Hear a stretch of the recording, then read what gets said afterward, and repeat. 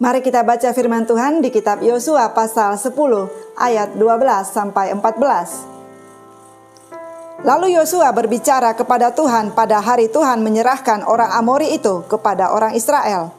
Ia berkata di hadapan orang Israel, "Matahari, berhentilah di atas Gibeon, dan engkau bulan di atas lembah Ayalon. Maka berhentilah matahari dan bulan pun tidak bergerak sampai bangsa itu membalaskan dendamnya kepada musuhnya. Bukankah hal itu telah tertulis di kitab orang jujur? Matahari tidak bergerak di tengah langit dan lambat-lambat terbenam kira-kira sehari penuh. Belum pernah ada hari seperti itu, baik dahulu maupun kemudian, bahwa Tuhan mendengarkan permohonan seorang manusia secara demikian. Sebab yang berperang untuk orang Israel ialah Tuhan." Luar biasa. Bagaimana Yosua yang dulunya adalah abdi Musa bisa begitu percaya diri untuk memohon kepada Tuhan agar matahari dan bulan berhenti. Dan Tuhan pun mengabulkan permohonannya tersebut.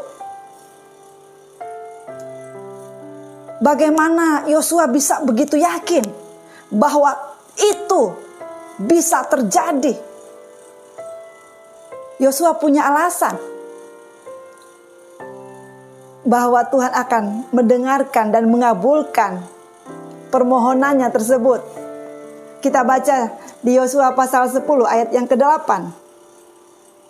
"Berfirmanlah Tuhan kepada Yosua, janganlah takut kepada mereka, sebab aku menyerahkan mereka kepadamu. Tidak seorang pun dari mereka yang akan dapat bertahan menghadapi kamu." Yosua memegang janji Tuhan tersebut, bahwa Tuhan akan menyerahkan musuh-musuhnya ke dalam tangannya, dan tidak akan ada yang bisa bertahan menghadapinya. Yosua tahu ada otoritas ilahi yang Tuhan berikan kepadanya, sehingga ia berani, ia begitu percaya diri untuk memohon agar matahari dan bulan berhenti. Bahkan peristiwa itu belum pernah terjadi dalam sejarah dunia. Dan Yosua bisa memperkatakan dengan otoritas ilahi apa yang tidak mungkin bagi manusia menjadi mungkin, karena ada penyertaan Tuhan dalam pekerjaannya. Ada penyertaan dan pembelaan Tuhan ketika ia melakukan tugas yang dipercayakan Tuhan kepadanya. Setiap orang yang dipilih dan diutus Tuhan pasti akan diberikan otoritas ilahi. Siapapun orang itu, kalau ia merespon panggilan Tuhan, kalau ia tahu bahwa ia dipilih Tuhan, maka setiap langkah-langkahnya akan disertai Tuhan. Kita akan belajar ada dua hal penting mengenai otoritas ilahi. Yang pertama, ketika orang dipanggil dan dipilih oleh Tuhan, ketika ia diutus oleh Tuhan untuk mengerjakan pekerjaan yang Tuhan sudah sediakan, setiap perkataannya, setiap langkah-langkahnya ada otoritas ilahi. Otoritas ilahi mampu membungkam mulut lawan-lawan. Dengan otoritas ilahi, perkataannya mampu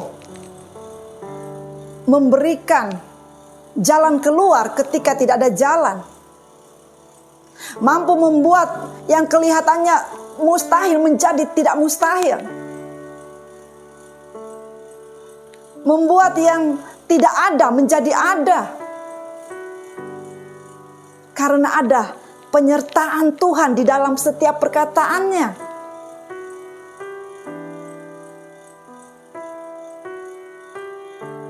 Kita harus menyadari ketika kita memiliki kepercayaan dari Tuhan untuk melakukan suatu tugas tertentu dan kita tetap dalam rencana Tuhan, maka kita akan diberikan otoritas ilahi oleh Tuhan.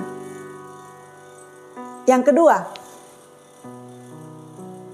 orang yang mendapatkan otoritas ilahi harus senantiasa terkonek dengan surga.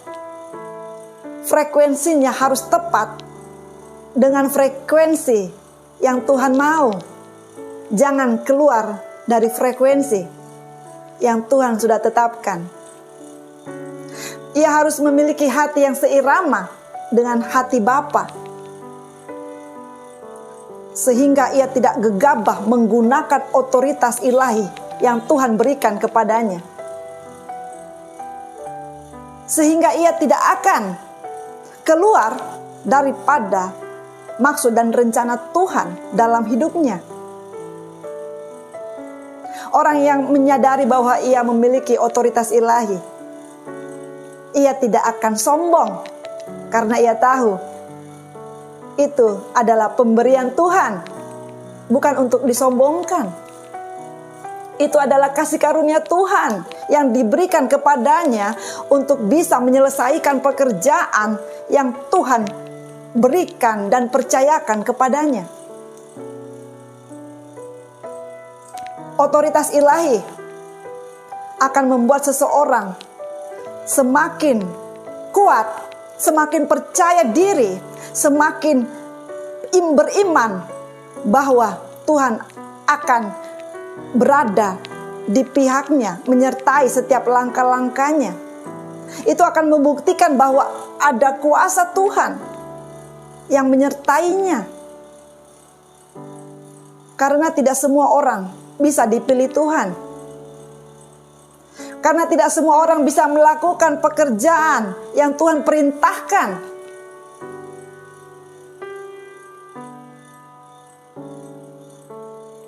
Jadi betapa pentingnya kita harus senantiasa terkonek, terhubung dengan sorga, dan bisa seirama dengan hati Bapa. Sehingga segala sesuatu yang kita kerjakan hanya untuk menyenangkan hati Bapa, bukan karena ambisi atau kepentingan diri kita sendiri, bukan karena ada maksud-maksud di luar kehendak Tuhan. Kita harus menyadari bahwa kita ini orang pilihan Tuhan yang harus mengerjakan apa yang Tuhan mau. Kalau kita tetap berada dalam rencana Tuhan, tetap mengikuti tuntunan Roh Kudus sampai selesai, maka kita akan mendapatkan mahkota kehidupan yang Tuhan janjikan kepada setiap orang yang percaya dan setia kepadanya.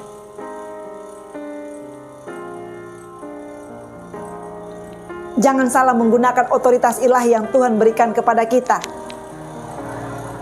Gunakanlah untuk kemuliaan nama Tuhan. Gunakanlah otoritas itu seturut dengan tuntunan Roh Kudus. Karena semuanya adalah dari Tuhan, oleh Tuhan, dan untuk kemuliaan nama Tuhan sendiri. Kalau Tuhan memberikan otoritas ilahi kepada seseorang, siapapun dia, meski ia masih muda, meski ia belum berpengalaman atau kurang pengalaman seperti diri kita, mungkin ia tidak memiliki pendidikan yang tinggi, mungkin ia tidak memiliki penampilan yang meyakinkan, ataupun mungkin ia memiliki banyak hal-hal yang tidak seperti yang kita harapkan. Mungkin ia memiliki banyak kelemahan-kelemahan, kekurangan. Tapi kalau ia adalah orang pilihan Tuhan, jangan kita menghina atau meremehkannya. Jangan kita mencelanya atau menjadi lawannya, karena itu suatu kebodohan. Karena kalau kita menjadi lawan orang yang dipilih Tuhan, orang yang disertai Tuhan, sama saja kita menjadi lawan Tuhan sendiri. Tentunya kita akan mendapatkan hal-hal yang buruk. Kita akan mendapatkan celaka atau mungkin hal-hal yang tidak kita harapkan. Karena yang kita lawan adalah Tuhan Sang Pencipta langit dan bumi.